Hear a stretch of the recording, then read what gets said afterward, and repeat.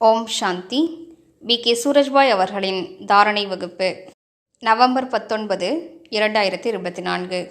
பாபா நமக்கு மாயையினை வெற்றியடைவதற்கான சக்தியினை வழங்கியிருக்கிறார். கூடவே, குழந்தைகளே, நீங்கள் மாயையை வென்றவராவீர்கள் என்ற டைட்டிலும் கொடுத்திருக்கிறார். காமத்தை வெற்றியடைவதற்கான உந்துதல் நமக்குள் இருக்க வேண்டும். காம விகாரம் என்பது சக்தி வாய்ந்ததாக இருக்கலாம். ஆனால் நம்மிடமோ ஈஸ்வரிய சக்திகள் இருக்கின்றன. அந்த சக்தியின் பலத்தினால் நாம் இந்த மாயையினை வெற்றியடைய வேண்டும். முதன்மையான விஷயம் என்னவென்றால், சுயத்திற்குள் திடமான உறுதிமொழி ஏற்க வேண்டும். நான் தூய்மையாக வேண்டும். இந்த காமம் என்ற மிகப்பெரிய எதிரி எனது அனைத்தையும் பறித்து கொண்டு விட்டது. எனது அரச பாக்கியத்தை இழக்கச் செய்தது. இப்போது நான் இதனை அழிக்கப் போகிறேன். இந்த எண்ணம், இந்த உறுதிமொழி நமக்கு சக்தியினை வழங்கும். வெறும் உறுதிமொழி ஏற்பதால் காமவிகாரத்தை வெற்றி அடைய முடியாது என்பதை நாம் அறிவோம். பயிற்சி செய்வோம். நான் பரம தூய்மையான ஆத்மா ஆவேன். தூய்மை தன்மையின் தேவனாவேன், தேவியாவேன். தூய்மை சக்தியின் சூரியனாவேன். நான் தேவகுலத்தின் தூய்மையான ஆத்மா ஆவேன். நமது தேவ சொரூபத்தை நினைவு செய்து கொண்டே இருப்போமானால் தூய சம்ஸ்காரங்கள் விழிப்படையும். தீவிரமான யோக பயிற்சியிலும் ஈடுபட வேண்டும். யோகத்தின் பலம் இல்லாமல் மாயையினை வெற்றியடைவது நடக்க முடியாததாகும். ஆனாலும் நினைவில் கொள்ள வேண்டிய விஷயம் என்னவென்றால், மாயையினை ஒரு நாளில் தோற்கடிக்க முடியாது. காமத்தினுடைய ஏதோ எண்ணங்கள் வருகின்றன என்றால் அவற்றை விலக்கிக் கொண்டே செல்லுங்கள். நல்ல முயற்சியில் தொடர்ந்து முன்னேறுங்கள். எனக்கு ஏன் இப்படிப்பட்ட எண்ணங்கள் தோன்றுகின்றன என்று விரக்தி அடைய வேண்டிய அவசியமில்லை. விகாரத்தினை முழுவதுமாக வெற்றி அடைவது என்பது ஒரு நீண்ட பயணமாகும். கனவில் கூட ஏதோ தொந்தரவு ஏற்படுகிறதென்றால் அதை பற்றியே சிந்தித்துக் கொண்டிருக்காமல் அது சார்ந்த எண்ணங்களை வேகமாக முடித்துவிட்டு சுய முயற்சியில் தொடர்ந்து முன்னேறுங்கள். யார் உண்மையில் தூய்மையாக வேண்டும் என்ற திடமான உறுதிமொழி ஏற்பார்களோ அவர்களுக்கு பாபாவினுடைய மிகுந்த உதவி கிடைக்கப் பெறுகிறது. அதை பற்றிதான் பாபா கூறுகிறார். யார் தைரியம் வைப்பார்களோ அவர்களுக்கு தந்தையின் பன்மடங்கு உதவி கிடைக்கப் பெறுகிறது. ஆனால் நாம் கவனத்தில் கொள்ள வேண்டிய விஷயம் என்னவென்றால், காம இச்சை தொடர்பான அனைத்து விஷயங்களையும் நாம் தியாகம் செய்ய வேண்டும்.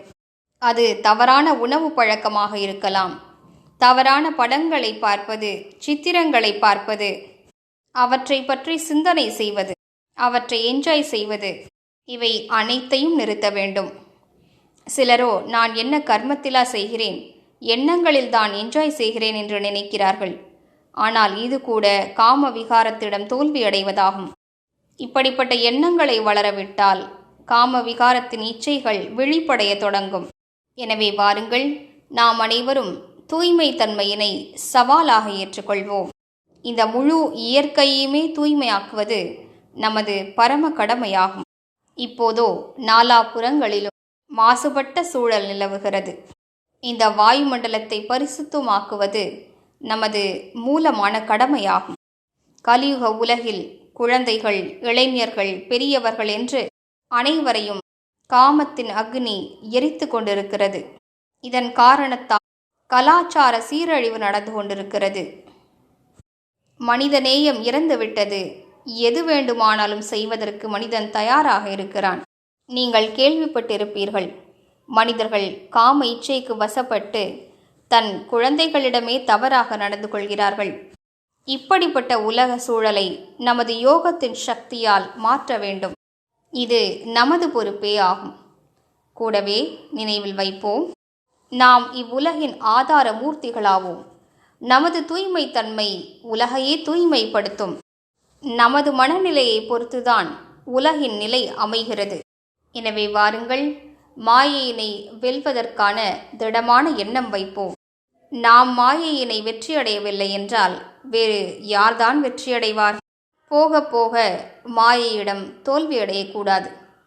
திடமான உறுதிமொழியில் தன்னைத்தான் கட்டி போட்டு விட வேண்டும். சில நியமங்களில் தன்னைத்தான் கட்டி போட்டு விட வேண்டும். நியமங்களால் கட்டுண்ட மனிதர் பல விஷயங்களிலிருந்தும் பாதுகாப்பாக இருக்கிறார். யார் தனது வாழ்க்கைக்கான நியமங்களை உருவாக்கவில்லையோ அவர்கள் தளர்வாக இருந்து விடுகிறார்கள். எனவே நாம் அனைவரும் இன்று நன்றாக பயிற்சி செய்வோம். நான் தூய்மை தன்மையின் தேவதையாவேன், தூய்மை தன்மையின் சூரியனாவேன்.